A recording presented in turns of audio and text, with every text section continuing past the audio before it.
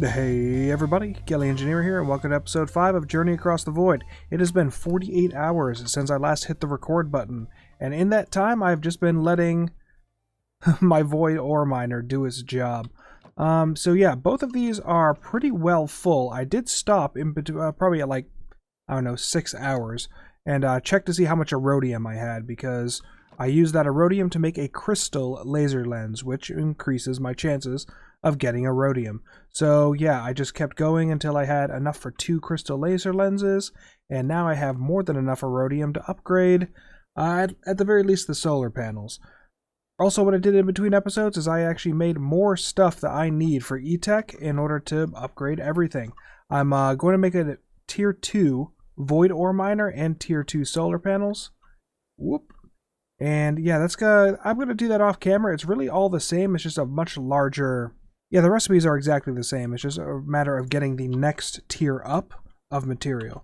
So with environmental... So yeah, these are all litherite. Now that I have the Erodium, I can make the Erodium tier stuff. But yeah, the recipe is exactly the same. It's just a matter of using the litherite versus the Erodium.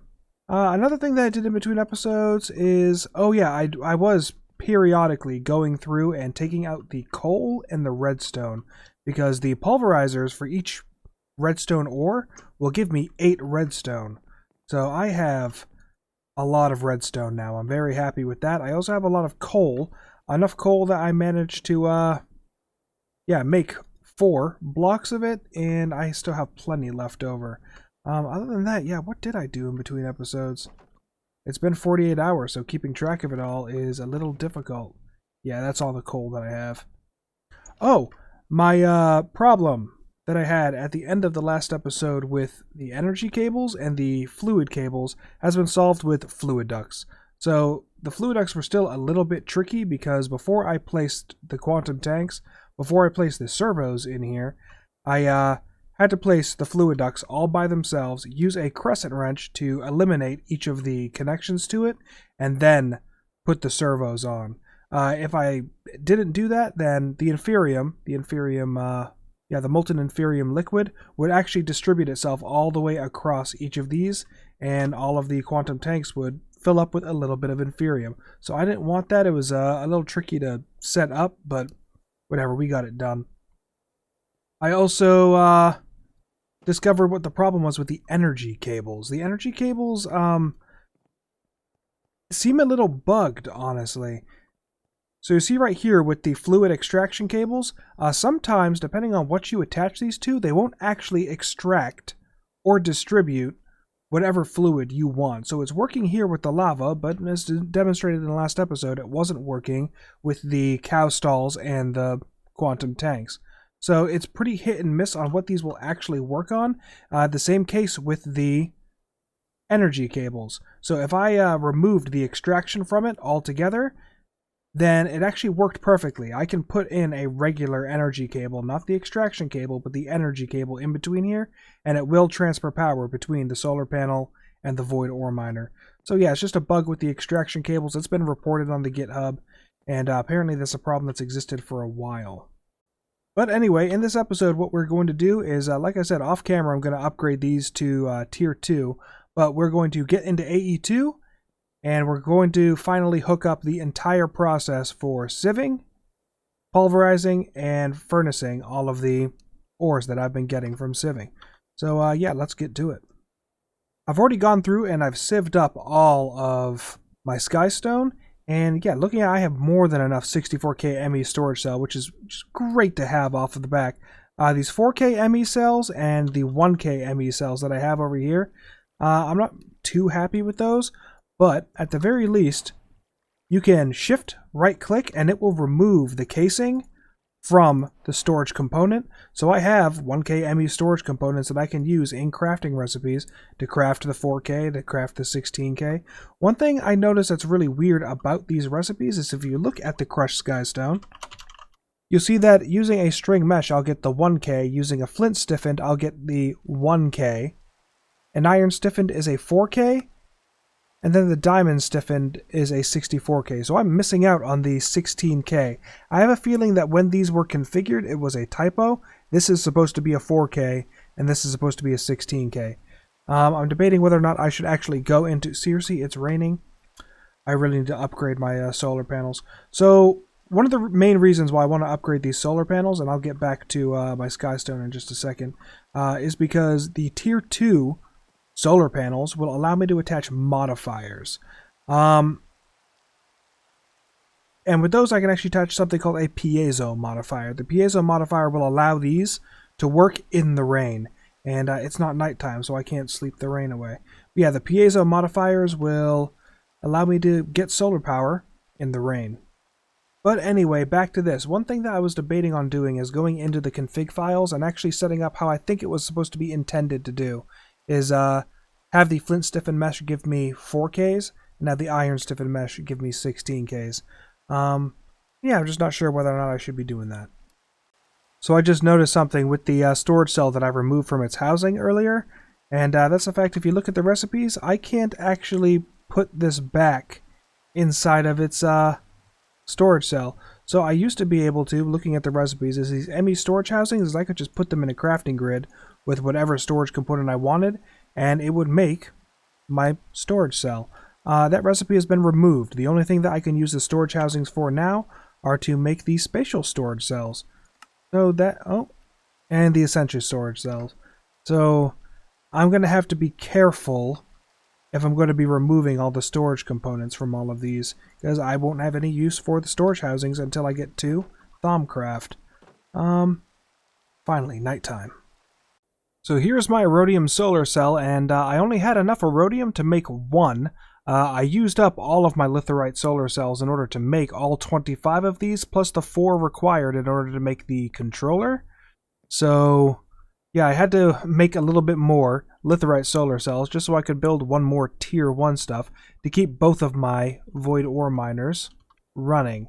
Another problem that I just realized that I'm going to have is if I upgrade these to the tier 2 void ore miners, then I'm not going to have enough space down here because I'm going to have to move everything out 1 and down 1 just because of how large this structure is. Which means I need to start thinking about what I'm going to do for my build. Usually what I do is I just go to Google and type in building concept art, and I just go through and try to find something that piques my interest or that'd be fun to build in Minecraft. I found 3 things that I was really happy with, and then all of a sudden something popped into my mind. Why don't I just build the Triskelion? And I'm sorry, the Triskelion. For those of you who don't know, the Triskelion is in the Marvel universe. When I was younger, I used to read all of the Ultimate Marvel comic books, and the Triskelion was pretty much the building ex machina. All the prisoners were stored there. The Avengers were headquartered out of there. S.H.I.E.L.D. was headquartered out of there. Yeah, whenever you just needed a framing shot for where the beginning of the action's going to happen, or yeah, just where the plot originates, it was the Triskelion. It was actually featured in Captain America: Civil War and the Winter Soldier in the MCU as well, but that's a completely different design. I want to build the one from the comics. I think it's a more interesting design anyway. Yeah, I'm going to, of course, be throwing up images all over the place here, but yeah, I'm thinking about the Triskelion is definitely the way to go because it is a very large building, and enough to house everything. There's a flat surface. There's plenty of flat surfaces to put all of my environmental tech stuff, because eventually these are going to be tier 6, and they are going to be massive and cover a lot of ground. Luckily for me, the tier 6 stuff, actually I don't know why I just got rid of solar. Lucky for me, the tier 6 stuff, the Ionite, oh, there's Aethium now, isn't there? The Aethium may put a hole in my plan, but the Ionite actually matches the color scheme of the comic book Triskelion. Come on, Kelly, get it together. Yeah, the comic book Triskelion definitely matches. Yeah, that's something to think about. Yeah, I was just looking through some videos of the Triskelion, and there are not really any good pictures of the comic book Triskelion. It's all like establishing shots of the exterior, and even then they're not like very detailed. It'd be very hard to build off of that. The MCU Triskelion definitely has a lot of good things over that. Has a lot of good shots that I could use to build from. Unfortunately, it looks like it's already been built in Minecraft. Yeah. A guy named Hero Borsch actually built it in 1.13 vanilla, and it looks pretty good, actually, to his credit. I'm, of course, putting a picture up here, but yeah, Hero Borsch put up a building of the Triskelion from the MCU, and I don't want to... I guess I am in 1.12 modded, so it's going to be different, of course. I have a better range of blocks that I can use from rather than quartz. So yeah, I think that's what I'm going to do. I'm going to go with the MCU Triskelion, and as much as humanly possible, not look at Hero Borsch's design so that I can have something truly unique. Yeah, that's what I'm going to go with. I'm going to go with the MCU Triskelion. While I'm waiting to get more Erodium, we're going to start working on making our geothermic generators. So I am going to make 16 furnaces because I'm eventually going to have 16 of these geothermic generators. I'm also going to make 16 cauldrons. That's what it's going to take. In order to make this as well, I'm going to need stone, a block of redstone, and magma blocks. The magma blocks are probably going to be the hardest thing for me. Actually, no, they won't. Okay. I have 9 slime balls here, but I am not really worried about slime. I've had the pink slime sapling going for 48 hours now, which means this should be completely full. Oh, you bet it is. Alright, so we have pink slime, throw it in a furnace, and the pink slime balls can act as the slime balls necessary for the magma blocks. You just have to throw it into a furnace. And there we are, look at that. Yeah, pink slime is ore dictionary to slime ball, which means it can be used to make magma blocks. Magma blocks are just magma cream, and magma cream is a slime ball with blaze powder. I have plenty of blaze powder from sieving, and you get more blaze powder from using, well, you can, if you're using a diamond mesh on your netherrack, it's not going to give you any blaze powder. You have to be on the iron stiffened, and that is unfortunate, but whatever, it is absolutely planned because Modpack Author wants you to be sieving as many things as necessary at all times, using as many different meshes at all times. So it's something I'm going to have to picture in my head on when I throw all of the auto sieves up. But anyway, yeah, I have plenty of blaze powder, so I can make the magma blocks, no problem.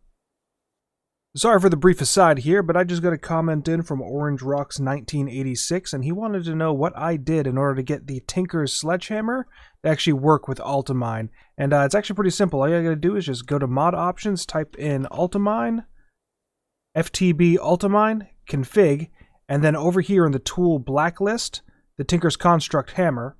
And it says Tinker's Construct Sledgehammer in here by default, but as I said, I've already removed it. So all you have to do is just click it and remove the entity. And yeah, that is how you do it. So, Orange Rocks, I hope that I answered your question. So I've made my magma blocks, and I'm ready to make my 16 simple geothermal generators. Why did the quest not complete? Oh, because I need to make the simple combustion generators first. Well, silly me. Well, that is perfectly fine. In the meantime, I'm going to set these up. There we go. To make the upgradable geothermal generator, just let me get all the materials together to make the combustion. I'll be right back. Here we go, the simple combustion generator. So now that quest is complete, I should grab these. Quest completed, and boom, quest completed. I'm going to go hook these up in my lava generator on the lower platform. And I'll show you what I did in order to hook these up. I set down my geothermal generators, and I know I said I was going to go over how the setup for them went, but that was before I realized that things have changed. There used to be more modifiers I could throw into these things, and now it's only the speed modifier from Valkyrie Library, and the speed modifier just increases processing speed. But as you can see, I have all 5 of these completely full, and I'm ready to connect them over here to my pulvises and furnaces. Now, I do realize that I just made a mistake. I should have put my thermal generators over here, just so they have easier access to the pulvises and furnaces. But luckily, you can break these generators, and I believe they do hold their configuration. So you don't have to really worry about making a mistake and losing all of your progress. I'm going to switch all of these over to the other side just so they're easier to connect to the pulvises and thermit. Next, we're going to upgrade our furnaces, starting with the energy upgrades, and these will actually allow it to take RF power, or FE, or whatever the primary thing in this pack is. Unfortunately, I'm going to be a little cautious because the IO upgrades only stacked with, well, I guess all of the furnace upgrades, they only stack to the highest amount that you can put inside the furnace, or at least that's what evidence leads me to believe. So, yep, and that is the case here. So I cannot actually stack these. I have to have one at a time.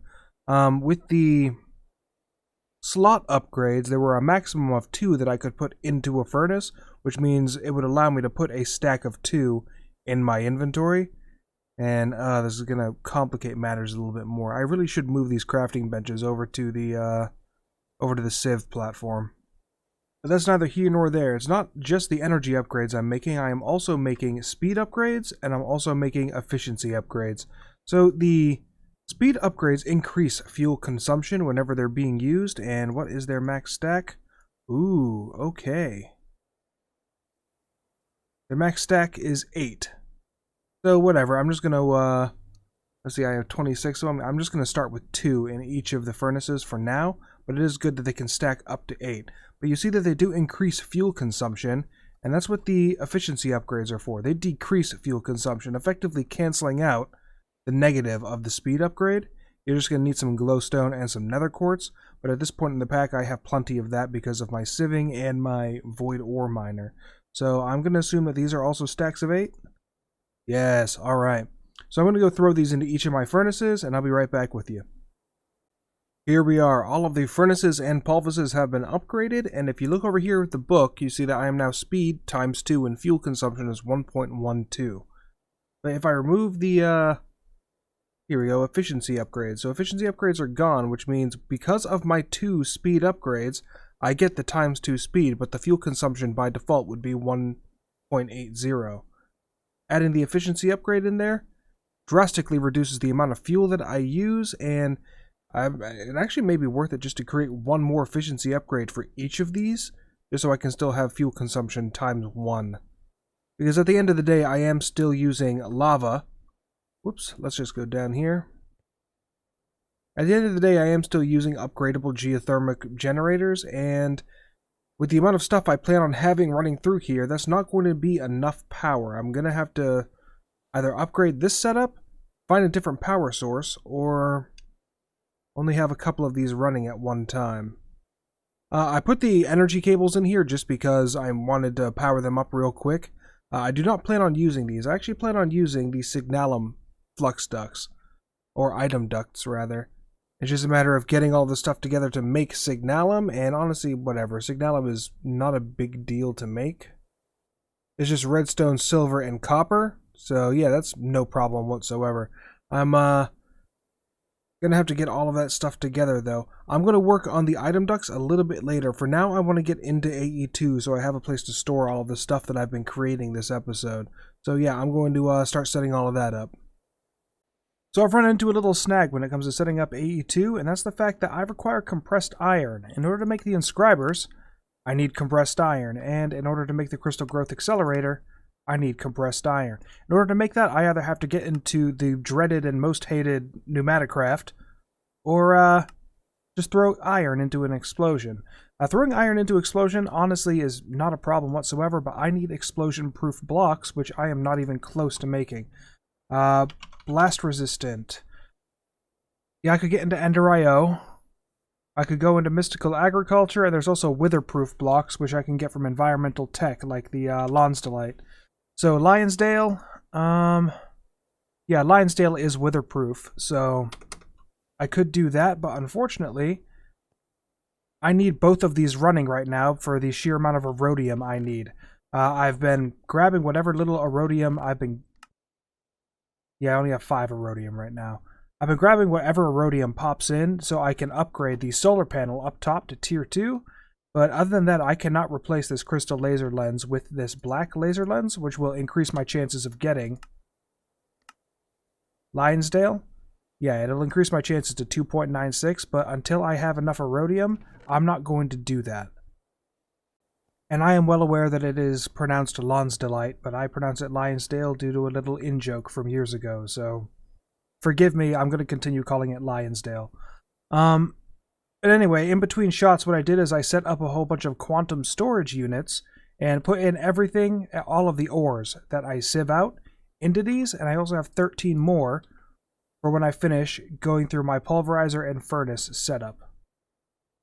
I decided that going thermal is not the right route, mainly because putting in the proper filters and then the exporting and the importing and then the exporting again is going to be a little complicated using the flux ducts or the fluid ducts or the item ducts.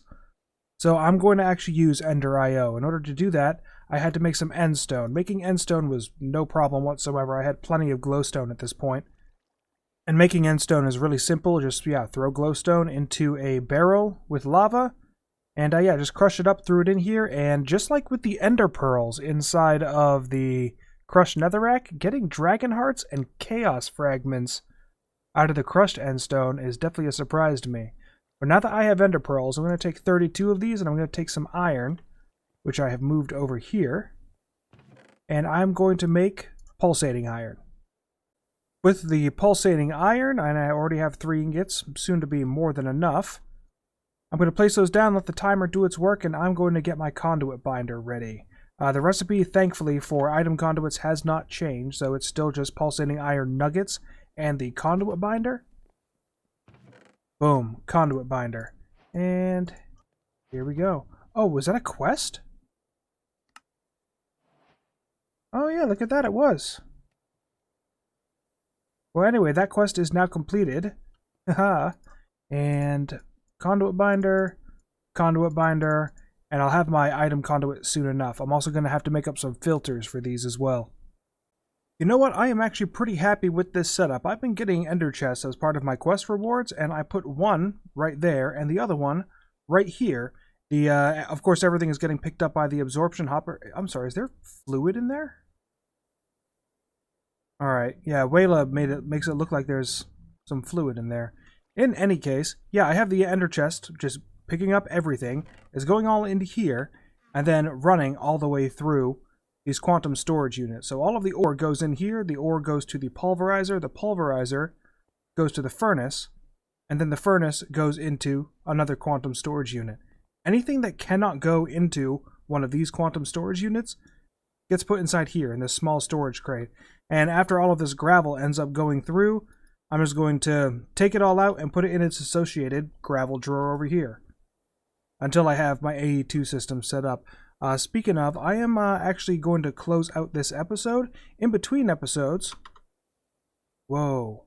Oh, that's so cool. Part of the skeleton mod means that when I have torches, it like holds the torch out like I'm a real person. Oh, that's so cool. Nice. Well, anyway, in between episodes, what I'm going to do is I'm going to work my way towards getting Lonsdaleite and making some weatherproof blocks so I can actually get into AE2. Because, weatherproof blocks are explosion-proof, and since they're explosion-proof, I can just put a bunch of TNT in there and get me my compressed iron. I don't want to get into Pneumaticraft. I really don't want to get into Pneumaticraft just because of how overly complicated it is. And the functionality for it? The functionality is not nearly worth the hassle of building all of the machines. So, Lonsdaleite, Lionsdale, that's what that's the way that we're going to go for our compressed iron. But anyway, I am Kelly Engineering, and I hope that you enjoyed this episode, and I will see you in the next one. Bye-bye.